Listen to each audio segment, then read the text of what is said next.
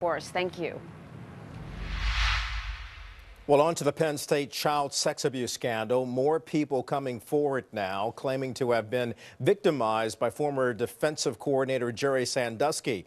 The Pennsylvania District Attorney's Office has charged Sandusky with 40 counts of sexually abusing young boys. Now, he and the school could face a long line of civil lawsuits as well. Joining us now is former trial attorney Ellis Cannon, publisher of the Pittsburgh Sports Report. Ellis, thanks for joining us today. You know, as David Lee Miller was reporting earlier in our program, this is a story that changes by the second. Having said that, it does appear likely that some sort of litigation will be coming towards Sandusky and possibly the school along the lines of a civil lawsuit. Do you expect it to be one by one, or could there be a class action? Well, I think that it's going to all really depend on how things unfold in the criminal phase of this. Now, there's a school of thought that says, Kelly, you jump on these cases as soon as you can. There's another that says, let's see how the criminality is apportioned. I know this, that for about 10 of the last 14 days I've been on with Fox, and we've talked a lot about some of the major themes like tentacles. We've talked about institutional control, and we've talked about this going on for a decade. And all of these right now are central to where we are today, including what might happen with respect to civil litigation. One thing we know for sure, there will absolutely be civil litigation, and that's one reason I said from the very beginning this is going to ultimately be a 10-year process before everything is shaken out and taken care of, so to speak. Now we have this NCAA investigation, which is part of it. Kelly, think about this. We have obviously state ongoing investigation. We have pending and developing federal investigation. We have the university investigating it. And now we have the NCAA.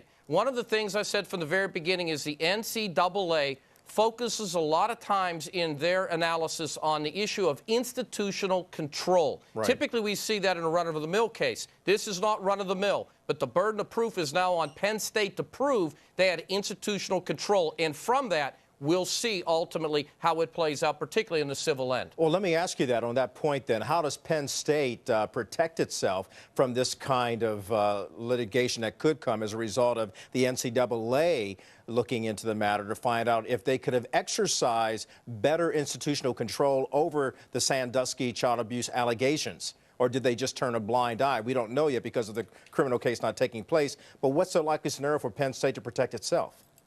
Well, there's really two areas that you just touched on. One would be the NCAA investigation, and there's a multi-part quiz, so to speak, in the letter sent by the NCAA regarding did they uphold institutional control? How did they do it? How was that enacted? Again, the burden goes to Penn State right there. That is something that is going to have to be established by Penn State affirmatively as to what they've already done in the past. Now, what they could do to protect themselves civilly, well, again, that's the type of thing where you start, obviously, with your investigation. You understand you'll need legal protection, and you're seeing that now with a number of parties.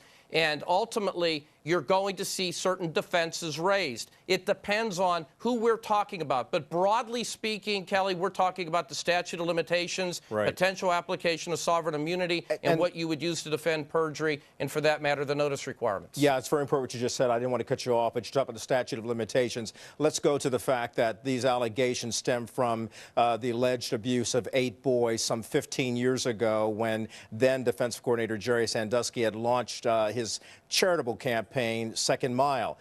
Does that exceed the statute of limitations in the state of Pennsylvania?